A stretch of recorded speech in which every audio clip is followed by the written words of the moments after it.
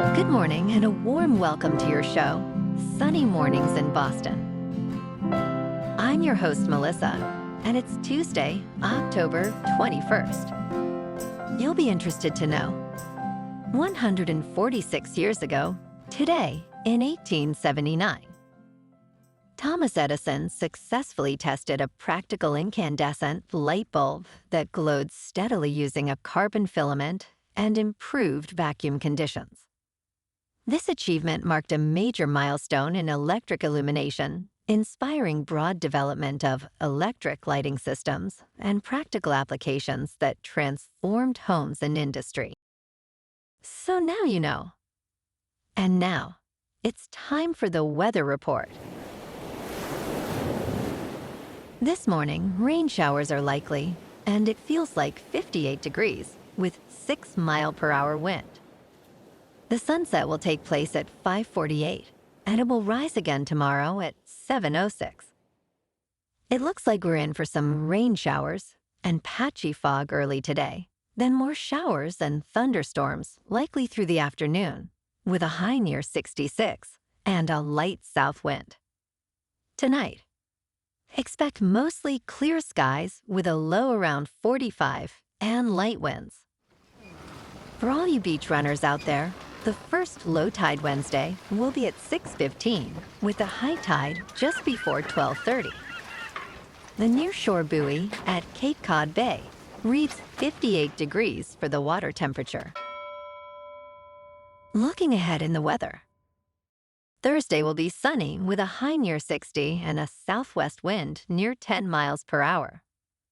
Friday stays mostly sunny with a high near 60 and lighter west winds. Then Saturday and Sunday cool a bit with highs falling to the mid-50s and northwest breezes. A low near 38 Sunday night brings a slight chance of rain showers after 10 p.m. Bonjour, food enthusiasts. This podcast is brought to you by Versailles Cafe and Pastries in Encinitas. Nestled on El Camino Real South, just north of Encinitas Boulevard, this cafe is a haven for culinary delights.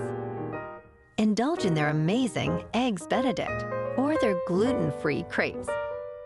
You can grab a panini for lunch or just breeze on through to get your morning coffee. They are open every day from 8 to 5. So stop on by and don't forget to tell them Sunny Morning sent you. In local news, Berklee College of Music is laying off 70 employees, citing budget challenges, in a letter to the college community.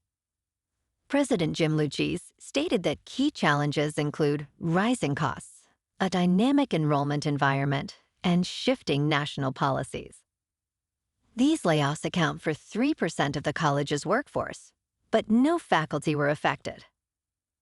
All programs and academic offerings will continue as before, and affected employees will receive severance compensation, subsidized healthcare continuation, and career transition support. In response, students staged a walkout demanding greater transparency from the administration regarding future plans. This announcement follows the Boston Conservatory at Berklee phasing out its Contemporary Theater Bachelor of Fine Arts program earlier this year.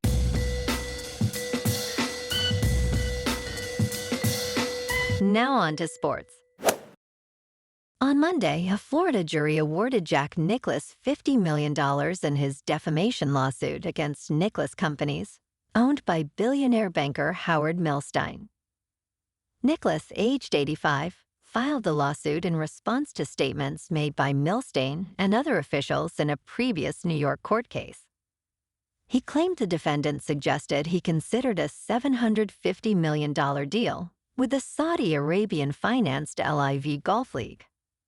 Nicklaus' attorney stated that proving damages to reputation is difficult, but they were pleased with the verdict. The jury found Nicklaus Companies actively participated in damaging false claims about him. Nicklaus Companies previously paid him $145 million for exclusive rights to his services. In local sports, the Celtics begin the season at home tonight against the Philadelphia 76ers. Last season, the C's achieved an impressive 61 wins and 21 losses, with 39 wins and 13 losses in Eastern Conference action, and 28 wins and 13 losses at home. The Celtics averaged 15.6 points off of turnovers, 14.2 second chance points, and 30.4 bench points. In contrast, Philadelphia struggled with 24 wins and 58 losses overall, allowing opponents to score 115.8 points per game. Injury updates. Jayson Tatum is out with an Achilles injury, while Paul George is day-to-day with a knee issue. In top news, after a group of thieves brazenly broke into the Louvre Museum in Paris and snatched 8 pieces of jewelry, the race is on to recover them before they enter the black market. Robert Whitman, a former art crime investigator with the Federal Bureau of Investigation, stated that everybody in the business is discussing this theft. The global network for stolen art trades billions of dollars yearly, with the United States logging over $1.2 billion in jewelry thefts annually. Whitman described the thieves as audacious but amateurish, noting they left behind significant evidence, including the damaged crown of Empress Eugenie. In business news, Warner Bros. Discovery has officially announced it is up for sale, following interest from multiple parties, including Paramount, owned by billionaire Larry Ellison and his family. This marks the 3rd time in a decade that its assets have been on the auction block. The company's board has initiated a review of strategic alternatives in response to unsolicited interest. Despite receiving bids for its entire operation, including coveted channels like CNN and HBO, both offers were rejected. Warner Bros. Discovery stock surged nearly 11% to $20 a share, valuing the company at $50 billion. The company is exploring options for a potential split into 2 entities, one focused on the studio and streaming service, and the other on basic cable and international operations. In crypto movement, Bitcoin is unchanged at about $109,000. Ethereum is unchanged at just under $3,900. And XRP is unchanged at $2.42. Moving on to a more local vibe. In our community spotlight on health and wellness, we are working with a national Pilates studio to bring you some free classes, so listen up. Check out Club Pilates, with several locations in the Boston area. Pilates presents a comprehensive wellness approach, cultivating strength, reducing tension, and elevating mental well-being. Scientific research affirms its benefits. So now you can check out Club Pilates for a free class. With locations in Canton, Wellesley, Hingham, Brookline, and Framingham, just be sure to tell them Sunny Morning sent you by. And now, back to the show. Let's talk tech.